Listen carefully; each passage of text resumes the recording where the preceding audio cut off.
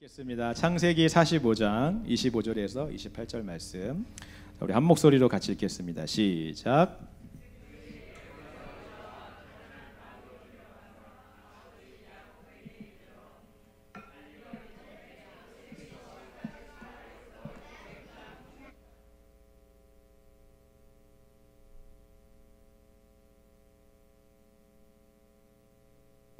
자기들에게 부탁한 모든 말로 그에게 말하매 그들의 아버지 야곱은 요셉이 자기를 태우려고 보낸 수레를 보고서야 기운이 소생한지라.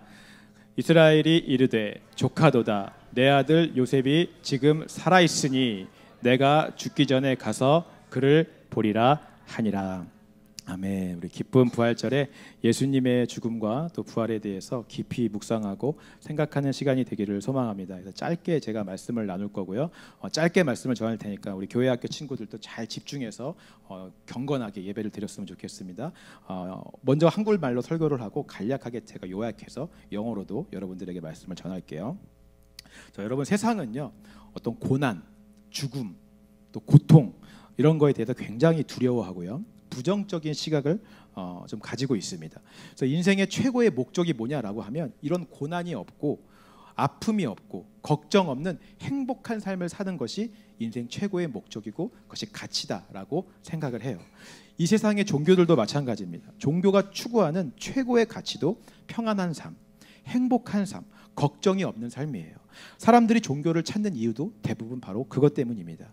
불교에서는요, 이 땅의 모든 번뇌들을 108개로 나누어서 이 번뇌로부터 벗어나고 해탈해서 열반에 드는 것이 최고의 가치이다라고 또 이야기를 합니다. 다른 종교들도 큰 차이가 없는 것 같아요. 그냥 고통 가운데 있는 이 세상에서 벗어나서 행복으로 가는 것이 최고의 가치이다라고 생각을 하는 거죠.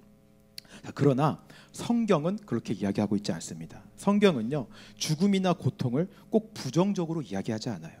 시련, 아픔, 고통, 이것은 물론 우리를 힘들게 하는 것은 맞지만 우리에게 꼭 필요한 과정이다라고 성경은 말씀합니다. 왜냐하면 하나님께서 자기의 사랑하는 자녀들에게 허락하시는 고통, 시험, 시련은 명확한 하나님의 목적을 가지고 있기 때문에 그렇습니다.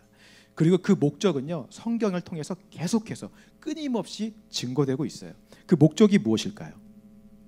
고통과 고난을 통하여 우리 안에 있는 옛사람의 죄악된 본질을 드러내고 예수 한 분으로 충분한 삶, 예수님과 동행하는 삶 살게 하기 위함인 줄 믿습니다.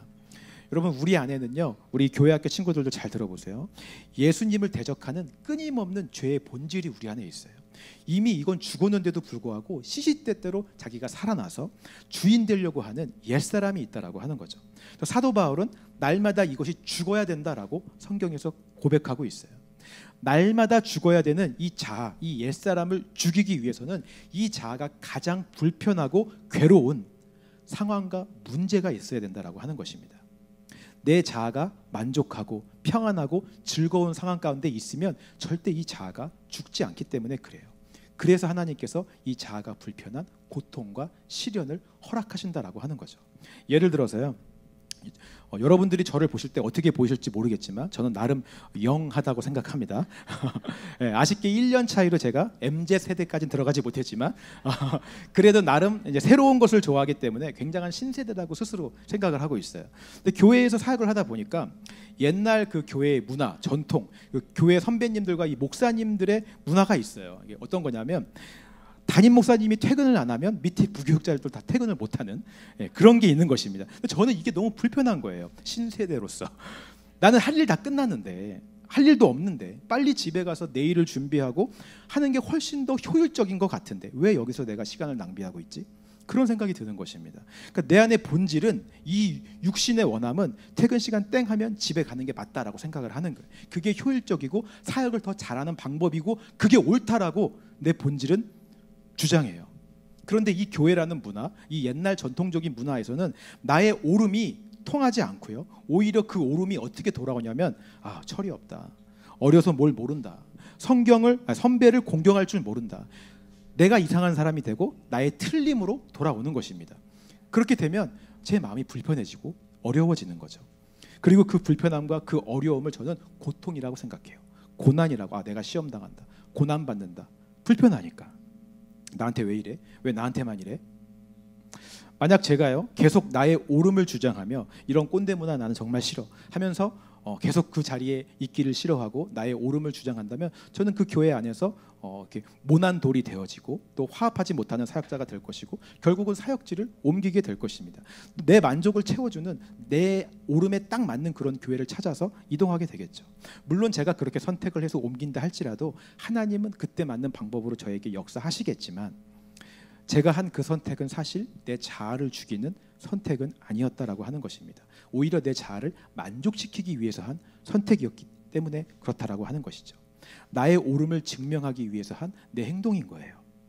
하지만 불편해.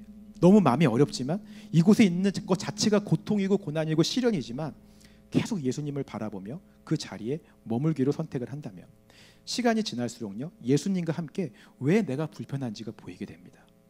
내 안에 끊임없이 내가 옳다고 주장하는 본질이 있다는 것을 보게 돼요.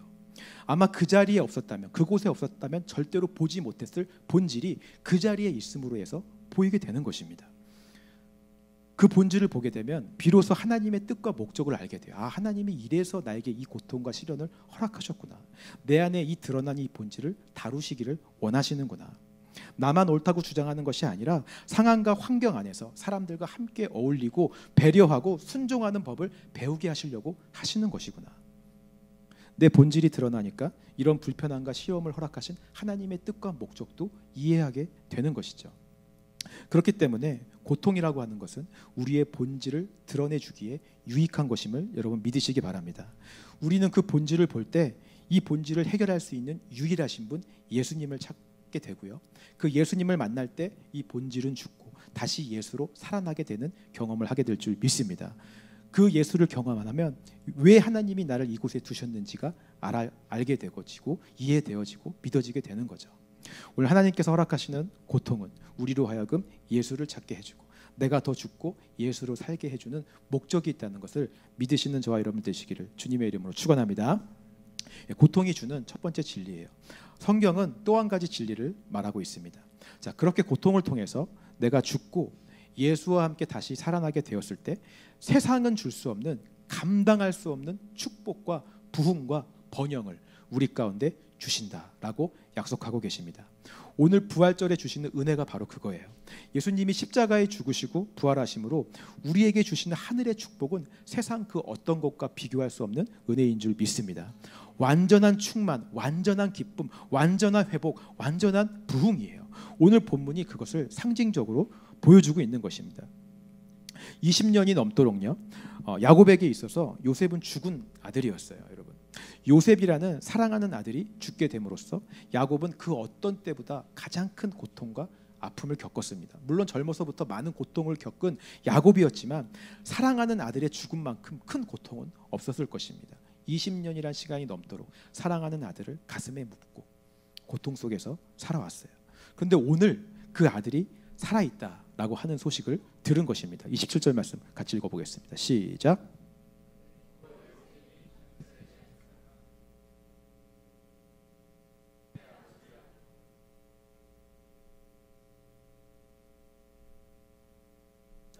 (20년) 전에 이미 요셉이란 아들은 야곱에겐 죽은 아들이었어요. 근데 그 아들이 오늘 살아났다라고 하는 소식을 들은 거예요. 근데 더 놀라운 것은 그 살아난 아들이 살아난 곳에서 그치지 않고 놀라운 축복과 번영을 가지고 왔다라고 하는 것입니다.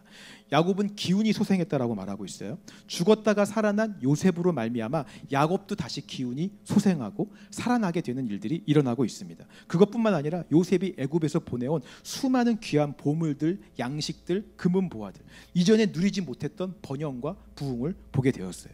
죽었다고 생각한 아들이 살아나자 이런 축복과 번영을 야곱이 누리게 되었다라고 하는 것입니다. 오늘 성경은 계속 이 진리를 이야기해요.